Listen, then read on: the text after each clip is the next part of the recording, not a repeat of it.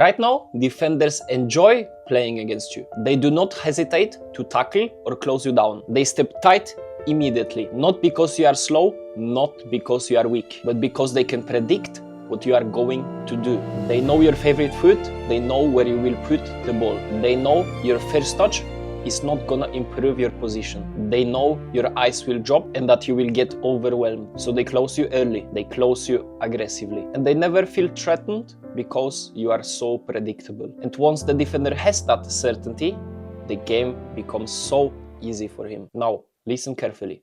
This is not happening because of lack of your effort. It's not happening because you are lazy. And it's not happening because you are not confident enough. In fact, confidence has nothing to do with it. Confidence disappears after the problems show up, not before. And if you will not understand this 100%, the same thing gonna happen over and over again, but with different opponent.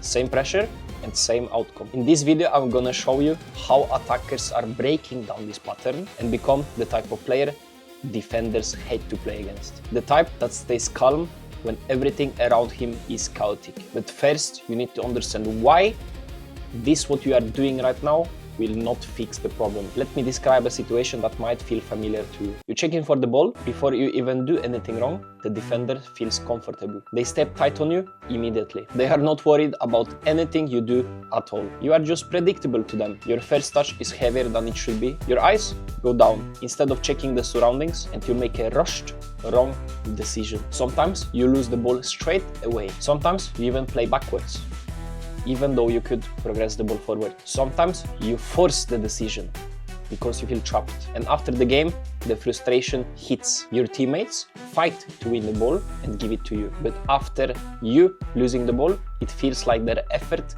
is worthless. And later, these moments replay in your head. Why did I do that? Why didn't I see this option? Why does that keep happening to me? And the worst part is, it follows you from match to match, and your confidence dies out game by game, and you never do anything about it. This is where it starts to hurt. Over time, you stop asking for the ball as frequently. Maybe not consciously, it just happens. You hesitate in moments where you should be aggressive. You choose safety over impact. From the outside, it looks like you disappeared. Coaches do not see the work you put in. Teammates stop trusting you in key moments. You leave the game feeling invisible. This is how confidence actually gets destroyed. Not in one big moment, but slowly, game from game, training from training. And the worst part is, people assume it's mental. They assume you lack confidence. They assume you're not brave enough, but that's not true. Pressure exposes technical incompetence.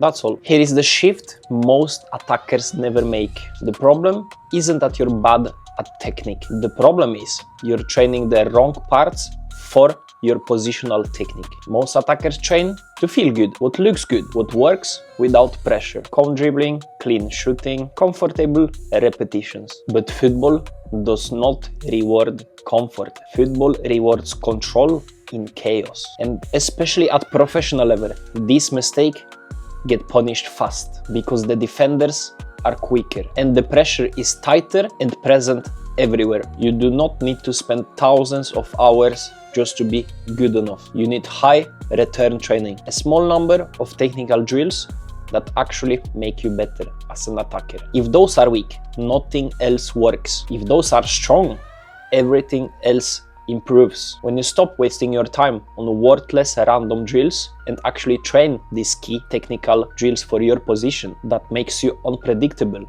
everything else changes. Your improvement goes through the roof. This entire program is built on one belief. If attackers train high return drills for their position, they become calmer under pressure, harder to read, and more dangerous in games. And the best way to do that is to train everything in a structured program that incorporates first touch, dribbling, finishing in one, instead of isolating them. When that happens, decision making improves and confidence follows naturally. Defenders stop rushing you because they don't know what will happen next. You might be thinking, I already trained the technique and it doesn't work. I believe you, but here is the uncomfortable truth. Most technique training is actually disconnected from match reality. You run around the cones that rarely stimulate the reality on the football pitch. It's isolated, it's clean, it has no real consequences on how good you do in matches. So it builds comfort, not control. This is why players say, I can dribble fine,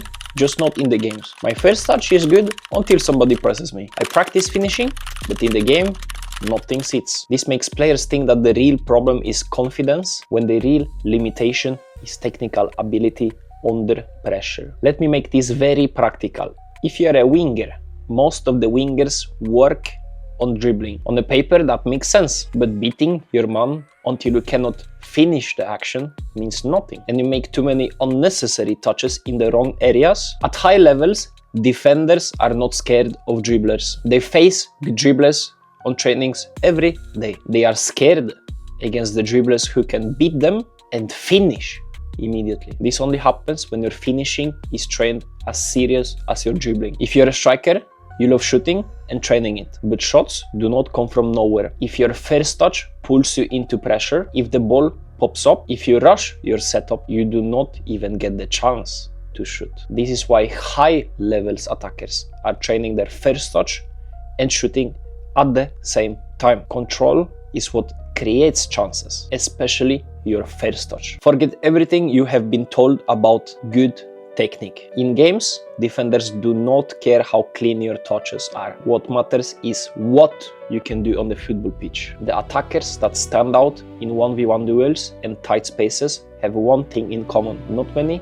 just a few. And they show up every single time. And it's first touch that escapes pressure. Most attackers are taught that killing the ball means controlling it. This could not be further from the truth.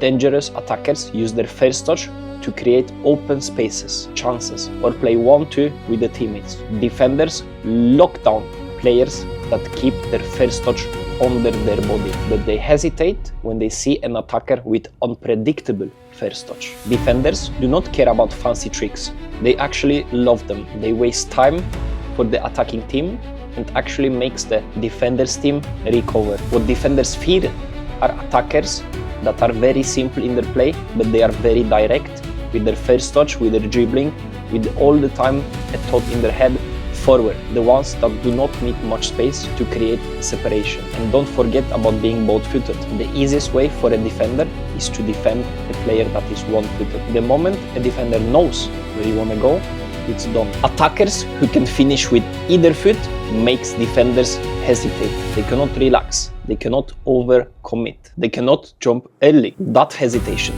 creates space, and space is the oxygen for attackers. Whatever you are training right now adds more and more to your workload. That's why efficiency matters. You need exercises that gives you the highest return for your time and energy. At this point, most players do two things. They open YouTube, search random drills, train a bit of everything and hope it transfers to games. Or they follow a system that trains those exact game moments on purpose. First touch under pressure, 1v1 exits, finishing with both feet. All together trained as a system. One path makes you look busy, the other one makes defenders keep their distance. That's the difference.